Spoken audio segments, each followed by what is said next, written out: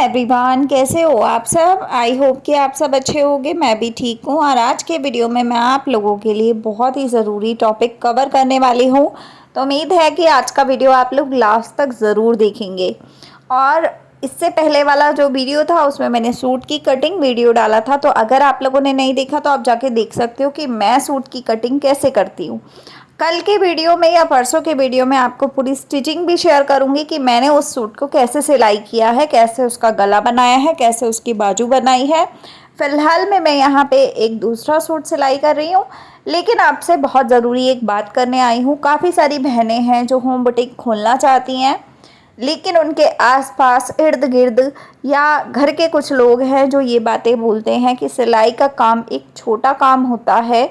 मतलब कई लोग होते हैं ना जो दुनिया में छोटी सोच वाले होते हैं, या ये बोल लो कि उन्हें किसी भी काम की वैल्यू होती नहीं है, उनको कभी जीवन में खुद कुछ करना नहीं होता, तो दूसरे को डिमोटिवेट करने के लिए वो कुछ भी बोल देते हैं। आज के वीडियो में मैं उन्हीं कुछ लोगों की बातें करने वाली हूँ जो कि आप जैसी बहनों को या भाइयों को डिमोटिवेट करते हैं और ये बोलते हैं कि भैया जो सिलाई का काम होता है वो तो एकदम छोटा काम होता है। आज के ज़माने में ये काम करता कौन है, ये काम खोलता कौन है, ये काम करने का कोई फ़ायदा नहीं है। या जिनकी सोच में ये है कि सिलाई का काम का बिज़नेस सबसे बेकार है और आज की डेट में उसे कोई दुनिया में नहीं करना चाहता, बिकॉज़ उसमें कोई फ़ायदा नहीं होता। तो कुछ ऐसे लोगों की सोच के ऊपर आज मैं पानी डालने वाली हूँ और मैं ऐसे लोगों को कुछ जवाब देना चाहती हूँ। तो अगर आप लोगों के आसपास इर्द गिर्द भी ऐसे लोग हैं तो प्लीज़ मेरे वीडियो को ज़रूर दिखा देना उनको, बिकॉज़ मैं उनके आंखों का पर्दा हटा दूँगी आज के वीडियो को सारी बात बता के।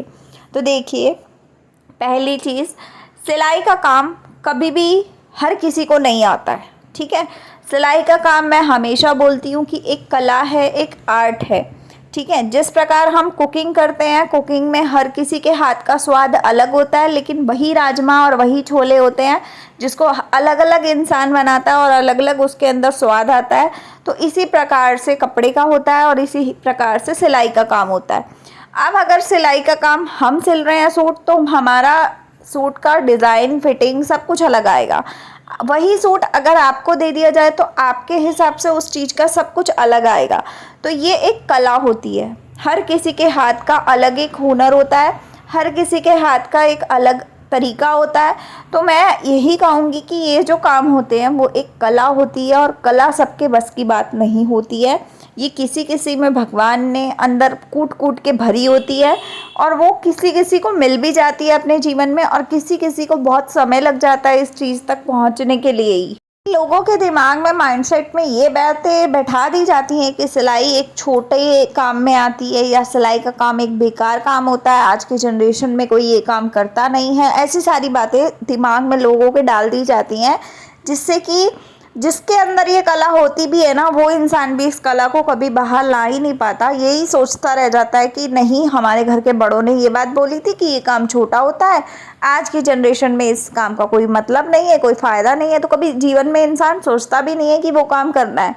लेकिन कभी जीवन में आपके कोई दुख आ जाए, कोई ऐसी तकलीफ़ आ जाए, उस समय आपका ये कला बाहर आती है, और उस समय ये कला जब बाहर आती है तब आपको अफसोस होता है कि ये कला हमें पहले क्यों नहीं हमें समझ में आई।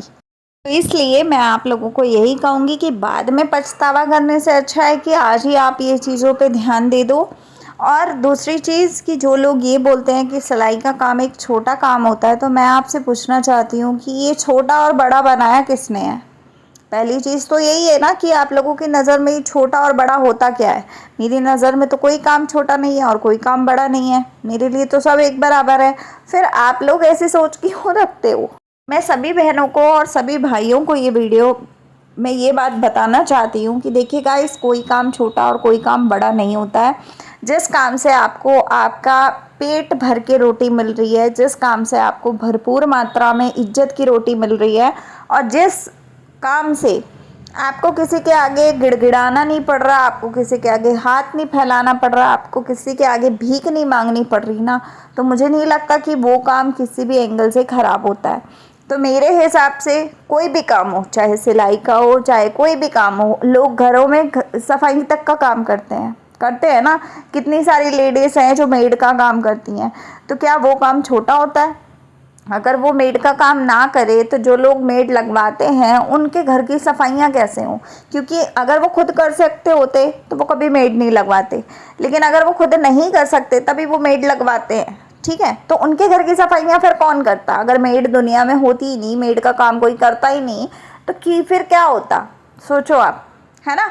तो मेरी नज़र में मैं यही कहूँगी, फिर से कहूँगी कि कोई काम छोटा और कोई काम बड़ा नहीं होता। जिस काम में आपका मन लग जाए, जिस काम में आपको इज्जत की रोटी मिल रही है, जिस काम में आपको कोई गलत बोलने वाला नहीं आ रहा आपके दरवाजे, वो काम कभी भी गलत हो ही नहीं सकता। और रही बात ये कि लोग वीडियोस देख के या लोग आपको सिलाई मशीन पे बैठा हुआ देख के ये बोलते हैं कि भाई तू गलत काम कर रही है, ये काम तो छोटा है, आज के जनरेशन में ये करता कौन है, बेवकूफ़ हो गई है, पागल हो गई है या पागल हो गया है, ऐसी बातें जो लोग बोलते हैं। या कोई लड़की या कोई औरत बुटीक खोलना चाहती है तो उनके घर वाले बोलते हैं कि भैया ऐसे काम में पैसा लगा के मतलब क्या है, ये वो बहुत सारी बातें बोलते हैं। तो मैं ये कहूँगी, ऐसे काम में एटलीस्ट किसी के आगे भीख मांगनी नहीं पड़ती है।